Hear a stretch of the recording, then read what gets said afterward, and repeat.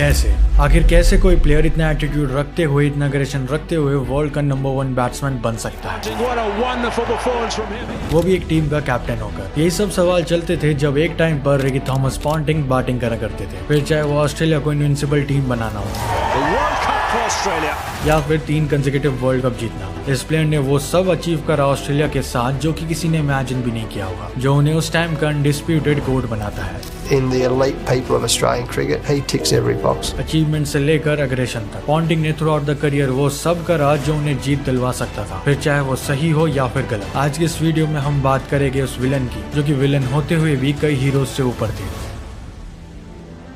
अगर उनके domestic career की बात करें तो उनका फर्स्ट क्लास डेब्यू 1992 में तस्मानिया की तरफ से हुआ था और वो तस्मानिया की तरफ से डेब्यू करने वाले यंगेस्ट ऑस्ट्रेलियन बन जाते हैं। बट ये तो सिर्फ शुरुआत थी, जहां पे एक तरफ Australian team Shane Warne, Steve Waugh और ग्लेन मैकग्राथ जैसे टैलेंट्स खोज के निकल रही थी, वहां असली विलन का आना तो भी बाकी था। अपने शानदार डोमेस्टिक सीजन की वजह से उनका इंटरनेशनल डेब्यू 15 फरवरी 1995 को साउथ अफ्रीका के खिलाफ होता है और आते ही वो 1 रन पे आउट हो जाते हैं। ये डिसमिसल मानो उन्हें कहीं ना कहीं चुभ सा गया था, और ऐसा हो भी क्यों ना, हर खिलाड़ी के लिए अपना डेब्यू गेम सबसे इम्पोर्टेंट होता है, लेकिन ऑस्ट्रेलियन सेलेक्टर्स को उन पे अब भी भरोसा था और वे पॉन्टिंग के पोटेंशियल को अच्छे से पहचानते थे। उस डेब्यू के बाद पॉन्टिंग ने मानो डिसाइड ही कर लिया था कि ओडीआई डेब्यू तो ना सही, लेकिन टेस्ट डेब्यू में वो अपने आप को डिसअपॉइंट नहीं करेंगे, और कुछ वैसा ही होता है। उसी साल के एंड में दिसंबर में रिकी पॉन्टिंग अपना टेस्ट डेब्यू भी कर लेते हैं, वो भी श्रीलंका के खिलाफ। एंड इस बार बात कुछ अलग थी, उन्होंने नंबर 5 पे बैटिंग करते हुए उस टाइम की प्राइम श्रीलंकन टीम के खिलाफ 96 रन मारे थे। ऑल्दो वो अपनी सेंचुरी लगाने से चूक गए थे, लेकिन वो test debut one of the best test debut था किसी भी खिलाड़ी के लिए। ये सिलसिला यहाँ नहीं रुका, उनका पूरा इनिशियल करियर यानी 1995 से 1999 तक कुछ ऐसा ही रहा, जहाँ अगर बात हो स्लेजिंग की या फिर अग्रेशन की, पॉन्टिंग वो सब धीरे धीरे स्टैब्लिश करते जा रहे थे। उन्होंने अपनी पहली ओडीआई सेंचुरी भी श्रीलंका के खिलाफ उसी सीरीज में मारी, जहाँ उन्होंने 123 रन की शानदार नॉक खेली थी। शुरू के 1-1.5 साल में सभी बॉलर्स को पता चल चुका था कि कोई बैट्समैन डरे या ना डरे, रिकी पॉन्टिंग तो नहीं डरने वाले हैं। इस सब के बाद देखते देखते क्रिकेट का सबसे बड़ा इवेंट आ जाता है, 1996 विल्स क्रिकेट वर्ल्ड कप। हाँ, वही वर्ल्ड कप जो कि कुछ कंट्रोवर्सीज की वजह से जाना जाता है एंड बाकी अंडरडॉग श्रीलंका की वजह से। बट इस सब के बावजूद हम ऑस्ट्रेलियन क्रिकेट टीम को इनकार नहीं कर सकते, जो कि उस टूर्नामेंट की फेवरेट भी थी, जो कि 9 साल बाद वर्ल्ड कप फाइनल में गई थी, लेकिन वर्ल्ड कप जीतने के आखिरी पड़ाव पर आकर वो नहीं जीत पाई। उस टूर्नामेंट में रिकी पॉन्टिंग ने as a middle order batsman काफी अच्छा परफॉर्म किया। अपने खेले गए 6 मैचेस में पॉन्टिंग ने टोटल 239 रन स्कोर करे, जिसमें उनकी वेस्ट इंडीज के खिलाफ लगाई maiden world cup century भी शामिल थी। बट इस सब के बावजूद पॉन्टिंग ने नॉकआउट्स में कुछ खास परफॉर्म नहीं करा। क्वार्टर फाइनल में न्यूजीलैंड के खिलाफ उन्होंने 31 रन स्कोर करे, लेकिन सेमीफाइनल में उन्हें डक का सामना करना पड़ा, और फाइनल्स में भले ही उन्होंने ऑस्ट्रेलियन टीम के लिए सेकंड हाईएस्ट रन बनाए हो, लेकिन उसका कुछ भी फायदा ना हो सका, बिकॉज ऑस्ट्रेलिया वो फाइनल श्रीलंकन टीम से हार गई, जो कि उस वर्ल्ड कप में टॉप टीम के कंपैरिजन में अंडरडॉग्स कंसिडर करी जा रही थी। फाइनल में अपनी टीम को हारता देख पॉन्टिंग ने एक चीज तो डिसाइड कर ली थी कि अगर जीतना है तो अपोजिशन को केवल आउट प्ले करना पड़ेगा। इसका नतीजा हमें आने वाले 3 वर्ल्ड कप में साफ साफ देखने को मिला। 24 जुलाई 1997 इस दिन रिकी पॉन्टिंग अपना एशेज में डेब्यू करते हैं। उस टाइम की एशेज आज के एशेज के मुकाबले काफी डिफरेंट थी। ऑस्ट्रेलिया पिछले 8 साल से एशेज डोमिनेट कर रही थी, लेकिन इस बार चैलेंज काफी टफ था पॉन्टिंग और ऑस्ट्रेलिया दोनों के लिए, जहां पे एक तरफ पॉन्टिंग इस हिस्टोरिक सीरीज में डेब्यू करने जा रहे थे, वहीं दूसरी तरफ ये सीरीज इंग्लैंड में थी, और इंग्लैंड में एशेज जीतने से अच्छी और क्या बात हो सकती है। 3 टेस्ट हो जाते हैं और सीरीज 1-1 की बराबरी पर खड़ी थी। तभी 4th टेस्ट जो कि लीड्स में खेला जा रहा था, वहां पॉन्टिंग अपना डेब्यू करते हैं एंड 127 रन की शानदार इनिंग खेल के अपनी एशेज डेब्यू पे एक सेंचुरी ठोक देते हैं। उनके ओडीआई डेब्यू का फेलियर उन्हें इतना आगे ले जाएगा, इसकी किसी ने भी कल्पना नहीं करी थी। उनकी इस इनिंग की वजह से ऑस्ट्रेलिया 4th टेस्ट को जीत जाती है एंड ओवरऑल सीरीज को अपने नाम करती है बाय 3-2। 1999 तक आते आते रिकी पॉन्टिंग ने 11 सेंचुरीज जड़ दी थी, जो कि ऑलरेडी काफी अच्छा नंबर था। हालांकि पूरे वर्ल्ड में वो उस टाइम पे उतना ऊपर नहीं थे, लेकिन वे ऑस्ट्रेलिया का फ्यूचर प्राइड देखे जा रहे थे। देन आता है आईसीसी वर्ल्ड कप 1999। यही वो वर्ल्ड कप है जहां से ऑस्ट्रेलिया की वन साइडेड डोमिनेंस स्टार्ट हो गई, जहां से ऑस्ट्रेलिया को एक हीरो मिला जो कि पूरी दुनिया की नजरों में विलन बनने वाला था। उस वर्ल्ड कप को ऑस्ट्रेलिया ने फाइनली अपने नाम करा था, जब फाइनल में उन्होंने पाकिस्तान को वन साइडेड तरीके से हराया। पॉन्टिंग उस वर्ल्ड कप में कोई सेंचुरी तो नहीं लगा पाए, लेकिन अपने खेले गए 10 मैचेस में 354 रन मारकर वो उस टूर्नामेंट के 7th हाईएस्ट रन गेटर बने थे। उस वर्ल्ड कप में players like Steve Waugh and mark वो उस लिस्ट में पॉन्टिंग के ऊपर थे, बट वो दोनों ऑलमोस्ट अपने करियर के एंड में थे। थे। और वहीं से आगाज होता है पॉन्टिंग की ऑस्ट्रेलियन टीम का। वही ऑस्ट्रेलियन टीम जिसने हार शायद ही टेस्ट करी हो और जिसे जीतने के अलावा कुछ और नहीं आता था। अगर हम क्रिकेट में थोड़ा पीछे जाए तो हमें रिकी पॉन्टिंग का एरा साफ साफ दिख जाएगा, जहां उन्होंने अपनी टीम को एज अ कैप्टन टॉप पे लाके छोड़ दिया था। रिकी पॉन्टिंग का एरा 1999 से 2003 के बीच कंसिडर किया जाता है। हालांकि उन्हें ओडीआई टीम की कैप्टनसी 2002 और टेस्ट टीम की कैप्टनसी 2004 में मिली थी, लेकिन उनका कंट्रीब्यूशन और इन्फ्लुएंस टीम में अनमैचेबल हो गया था। इस पीरियड के दौरान ऑस्ट्रेलिया टेस्ट एंड ओडीआई दोनों में डोमिनेट कर रही थी। अगर टेस्ट सीरीज की बात करी जाए तो ऑस्ट्रेलिया ने कई सीरीज जीती। फॉर एग्जाम्पल 2002-3 एशेज, जहां ऑस्ट्रेलिया 4-1 से जीती थी। भले ही ऑस्ट्रेलिया इंडिया से 2001 की बॉर्डर गावस्कर ट्रॉफी हार गई हो, लेकिन वो सीरीज पहली बात तो इंडिया में थी। ऊपर से इंडिया ने एपिक कमबैक दिया था पहले टेस्ट हारने के बाद, जिसकी बात हम किसी और वीडियो में कर सकते हैं। और इस बात में कोई डाउट नहीं है कि उस सीरीज से पहले ऑस्ट्रेलियन टीम 16 टेस्ट लगातार जीत के आ रही थी। उन सीरीज में रिकी पॉन्टिंग ने कमाल की बैटिंग करी थी और फील्ड में अलग ही एटीट्यूड रखा था। उस वक्त तक ऑस्ट्रेलिया की डोमिनेंस इतनी स्ट्रांग हो गई थी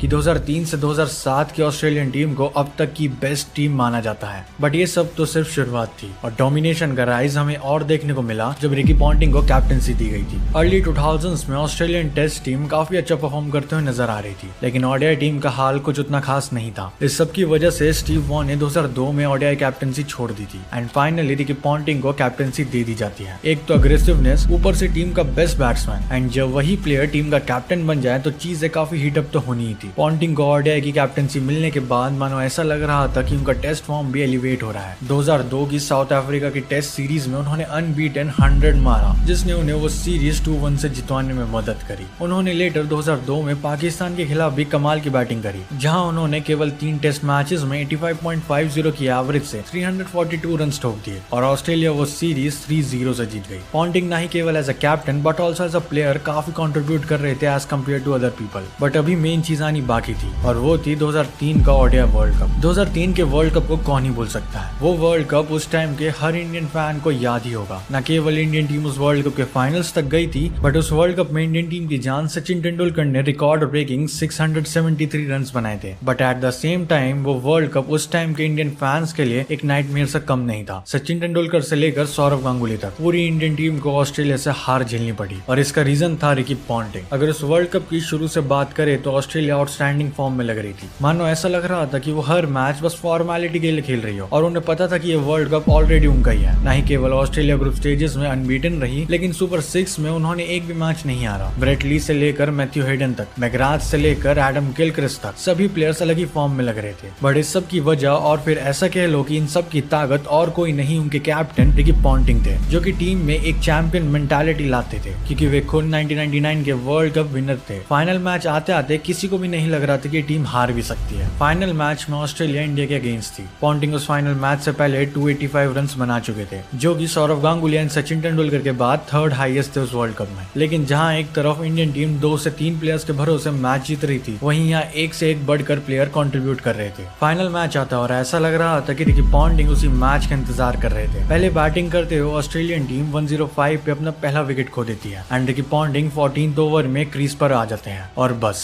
उसके बाद शुरू होता है रिकी पॉन्टिंग का तांडव। शॉट के बाद शॉट, रन के बाद रन। इनिंग खत्म होते ही रिकी पॉन्टिंग 140 रन की नाबाद पारी खेल चुके थे, जिसने इंडिया को एक तरफा हराने में काफी मदद करी और ऑस्ट्रेलिया अपना सेकंड कंसेक्यूटिव वर्ल्ड कप जीत गई। 140 रन की आइकॉनिक नॉक की बदौलत पॉन्टिंग को प्लेयर ऑफ द मैच भी मिला, वो भी एक वर्ल्ड कप फाइनल में। और एज अ कैप्टन ये दूसरी बार था कि किसी कैप्टन को प्लेयर ऑफ द मैच मिला हो वर्ल्ड कप फाइनल में। इसलिए शायद स्टीव वॉ ने ओडीआई कैप्टनसी छोड़ने के बाद कुछ ऐसा कहा था, Ricky Ponting was destined to lead his country. I couldn't have handed Australian cricket's ultimate individual honor to a more capable and deserving man. Ricky Ponting 2004 से 2006 तक अपनी प्राइम फॉर्म में थे और ये कहना गलत नहीं होगा कि उन्हें 3 से 4 साल में पॉन्टिंग ने अपोजिशन को सबसे ज्यादा धोया। उन्होंने इस पीरियड के दौरान 65 टेस्ट इनिंग्स में 3574 रन तक मारे, जो कि किसी भी प्लेयर के द्वारा उस टाइम के हाईएस्ट थे। इसमें 13 सेंचुरीज और 15 हाफ सेंचुरीज भी शामिल थी एंड कलेक्टिव एवरेज 65 का था। ये स्टैट्स देखने में इतने अमेजिंग है कि अगर आप उसी पीरियड के दौरान द ग्रेट सचिन तेंदुलकर के स्टैट्स देखोगे तो उनकी कहानी कुछ और ही है। सचिन ने उस पीरियड में 47 टेस्ट इनिंग्स में 1626 रन बनाए थे with 4 centuries and 6 half centuries with a collective average of 39.6। यानी पॉन्टिंग उस एरा में सभी बैट्समैन को अपने पीछे छोड़ चुके थे और ऐसा ही कुछ उनकी कैप्टेंसी में भी दिखाई दे रहा था। लेकिन इन सब के बावजूद पॉन्टिंग एक कंट्रोवर्शियल प्लेयर थे। अपने एग्रेशन की मदद से उन्होंने जितनी ग्लोरी अचीव करी थी उतने कंट्रोवर्सीज भी उस फेस में शामिल थे। पॉन्टिंग का रूड बिहेवियर और एग्रेशन कई बार फील्ड में मुश्किलें खड़ी कर देता था। रिकी पॉन्टिंग ने कितनी बार आईसीसी कोड ऑफ कंडक्ट को तोड़ा ये तो पॉन्टिंग को भी याद नहीं होगा। इसी पीरियड के दौरान उन्होंने ऑस्ट्रेलिया को एक चैंपियंस ट्रॉफी भी जितवाने में मदद करी, वो भी 2006 में। Well I just check that 94% लोगों ने चैनल को सब्सक्राइब तक नहीं किया है। सो इफ तुम्हें ये वीडियो पसंद आ रही है देन चैनल को सब्सक्राइब करना मत भूलना, बिकॉज और भी बढ़िया कंटेंट आने वाला है। अब इस दौरान उनके कुछ इंसिडेंट और कंट्रोवर्सीज के बारे में देखते हैं। 1999 की शुरुआत में खबर आती है कि पंटर यानी रिकी पॉन्टिंग किसी क्लब की एक सीरियस कंट्रोवर्सी में शामिल थे। उनकी क्लब में एक सीरियस लड़ाई हो गई थी जिसकी वजह से उन्हें काफी चोट भी लगी थी। इस अग्रेसिव बिहेवियर की वजह से आईसीसी ने उन्हें 3 मैच के लिए सस्पेंड तक कर दिया था। और उसी इंसिडेंट की खबर आने के बाद पंटर का गैम्बलिंग को लेकर शौक पूरी दुनिया के सामने आया था। जहां एक तरफ ऑस्ट्रेलिया ने 2003 में वर्ल्ड कप की काफी खूबसूरत जीत सेलिब्रेट करी थी, वहीं 2005 में उन्हें उतनी ही बड़ी एक हार का सामना करना पड़ा था। एशेज 2005 को तो हम सभी जानते हैं, जहां दोनों ही टीम्स ने जी जान लगा दी थी उस सीरीज को जीतने में। ऑस्ट्रेलिया एंड रिकी पॉन्टिंग के कंटिन्यूस एफर्ट के होने के बावजूद 1-0 की लीड खोकर ऑस्ट्रेलिया वो सीरीज 2-1 से हार गई और पूरा इंग्लैंड उस जीत से झूम उठा, क्योंकि इंग्लैंड पूरे 18 साल बाद कोई एशेज जीता था। और ये सब हुआ था रिकी पॉन्टिंग की कैप्टनसी के अंडर। वो हार इतनी कड़वी थी कि पॉन्टिंग ने अपना टेम्पर इतनी बुरी तरह से लूज कर दिया कि वो मोमेंट आज भी एक कंट्रोवर्सी होल्ड करता है। ये बात है 4 टेस्ट मैच की, जहां सीरीज 1-1 की लेवल पर थी। तभी पॉन्टिंग जो कि 48 के स्कोर पर बैटिंग कर रहे थे, वो इंग्लैंड के सब्स्टिट्यूट फील्डर गैरी पैट से रन आउट हो जाते हैं। वो रन आउट तो अपने आप में कंट्रोवर्शियल तो था ही, लेकिन पॉन्टिंग का विकेट भी काफी इंपॉर्टेंट था। तो इसी सब में अंपायर उन्हें आउट दे देते हैं और पवेलियन लौटते वक्त वो इंग्लैंड के कोच डंकन फ्लेचर को बहुत उल्टा सीधा बोल देते हैं, जिसकी वजह से उन्हें 75% की मैच फीस का फाइन भी लगता है। एक कैप्टन से ऐसा बिहेवियर किसी और टीम के कोच के प्रति किसी ने भी एक्सपेक्ट नहीं किया था।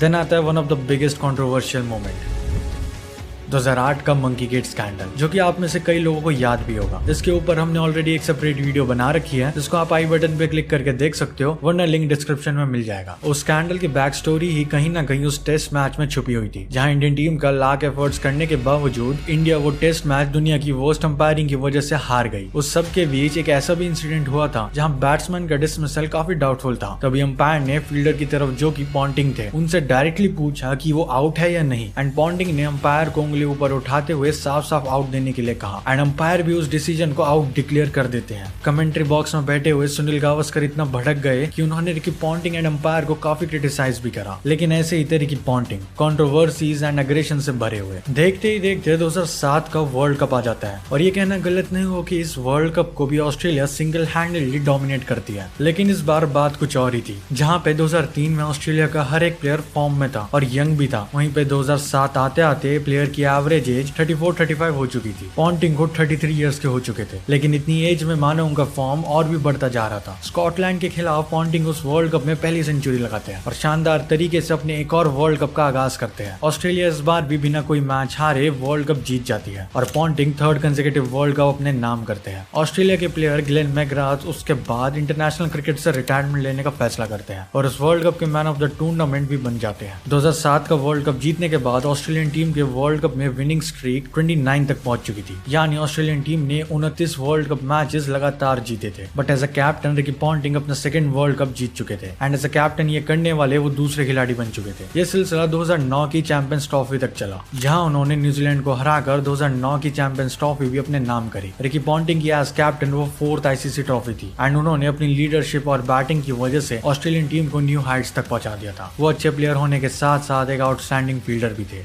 इतिहास गवाह है कि किसी भी टीम का अगर कोई प्राइम फॉर्म चल रहा हो तो उसका डाउनफॉल भी कभी न कभी आया ही है, और यह होना लाजमी भी है, क्योंकि जो प्लेयर्स उस टीम को पीक तक पहुंचाते हैं उन्हीं प्लेयर्स के रिटायरमेंट के बाद टीम डाउनफॉल के पाथ पर चल पड़ती है। और ऐसा ही कुछ रिकी पॉन्टिंग के साथ होने लग रहा था। इस डाउनफॉल की शुरुआत होती है 2007 में, जब शेन वॉर्न और ग्लेन मैकग्राथ रिटायरमेंट ले लेते हैं, और 2008 में एडम गिलक्रिस्ट भी। सबसे पहले ऑस्ट्रेलिया और इंडिया के बीच सिडनी टेस्ट मैच कंट्रोवर्सी होती है, जिसके बारे में आप सब जानते ही होंगे। वो कंट्रोवर्सी इतनी ज्यादा डिस्टर्बिंग थी कि इसके बारे में हम किसी और वीडियो में डिस्कस करेंगे। लेकिन उस मैच के बाद Indian fans and even Australia press reporters Ricky Ponting के ऊपर कई सवाल लेकर चढ़ जाते हैं और कई सारी थ्योरीज भी बिल्ड हो जाती है इस टेस्ट मैच के अराउंड। उसके बाद होती है 2008 में सीबी सीरीज, जिसको कोई इंडियन फैन कभी नहीं भूल सकता। सीबी सीरीज को हमने 2 वीडियोस में ऑलरेडी कवर करा हुआ है, आप आई बटन पे जाके उस प्लेलिस्ट को देख सकते हो, वरना दोनों ही वीडियो का लिंक डिस्क्रिप्शन में मिल जाएगा। वो सीबी सीरीज इंडिया के लिए एक हिस्टोरिक सीरीज थी जो उन्होंने ऑस्ट्रेलिया को हराकर जीती थी। एंड इसके बाद 2008 की बॉर्डर गावस्कर ट्रॉफी में पॉन्टिंग 2-0 से वो सीरीज भी हार जाते हैं। कुछ प्लेयर्स का रिटायरमेंट ही हुआ था कि इतने में पूरी टीम को डाउनफॉल देखना पड़ गया और अब रिकी पॉन्टिंग की कैप्टनसी के ऊपर भी सवाल उठने लग गए थे। नॉट जस्ट कि ऑस्ट्रेलियन टीम वो रिजल्ट प्रोड्यूस करके नहीं दे पा रही थी, लेकिन उस टाइम पर रिकी पॉन्टिंग भी बैटिंग में कहीं ना कहीं फॉर्म खो चुके थे। 2008 से 2010 तक पॉन्टिंग ने केवल 32 टेस्ट इनिंग्स खेली, जिसमें उन्होंने 45 की एवरेज से 2218 रन बनाए। ये स्टैट्स अगर आप बाकी बैट्समैन से कंपेयर करोगे तो आपको साफ साफ दिखेगा कि पॉन्टिंग का वो एरा खत्म हो चुका था जो कि पहले चल रहा था, जहाँ पे 2003 से 2007 तक ऑस्ट्रेलियन टीम तीनों बॉर्डर गावस्कर ट्रॉफी जीत चुकी थी। वहीं 2008 से 2010 तक ऑस्ट्रेलिया दोनों बॉर्डर गावस्कर ट्रॉफी हार चुकी थी। पिछले दोनों वर्ल्ड कप्स की तरह 2011 में भी पॉन्टिंग अपनी कैप्टनसी रिटेन करते हैं। ये डिसीजन मैनेजमेंट के द्वारा एक ट्रस्ट के रूप में लिया गया था ऑस्ट्रेलियन टीम के डाउनफॉल के बावजूद। अब ये डिसीजन ऑस्ट्रेलियन मैनेजमेंट के लिए कैसा साबित हुआ ये तो नहीं पता होगा, लेकिन हम सबको